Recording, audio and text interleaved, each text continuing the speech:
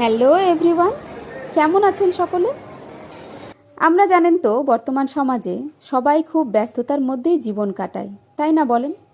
আর সেই রকমই আমি, আমার হাজব্যান্ড, আমার ছেলে তিনজনেই সারা সপ্তাহ ধরে সত্যিই খুব ব্যস্ত থাকি। একমাত্র এই সানডেটায় সন্ধ্যাবেলাটা একটু সময় পাই একে অপরের সাথে সময় কাটানোর।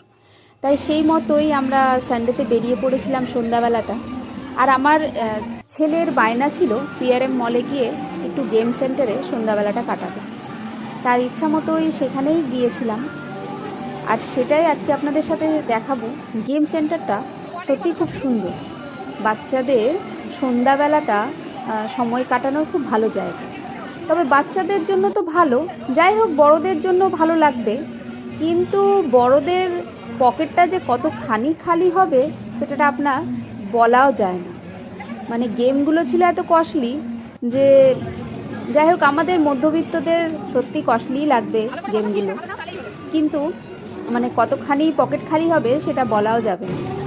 তবে গেমগুলো ছিল ভীষণ সুন্দর, বাচ্চারা সন্ধ্যাবেলাটা খুব ভালো সেখানে এনজয় করতে পারবে, দারুণ লাগছিল। আর তাদেরকে দেখে, আমার ছেলেকে দেখে তো আমার মনে হচ্ছিল আমার যদি ছোটোবেলাটা আবার ফিরে পাওয়া যেত। সত্যি আমাদের ছোটোবেলায় এগুলো কিছুই ছিল না বলেন। আর আমি তো যাই হোক আমি দেখছিলাম এদেরকে, কিন্তু আমার হাজব্যান্ড ভীষণ এনজয় করেছে। খুব সুন্দরভাবে বাবা ছেলেতে সেদিন খেলছিল গেমগুলো। পুরো জায়গাটাই খুব সুন্দর তৈরি করা হয়েছে, ভালো লাগছিল।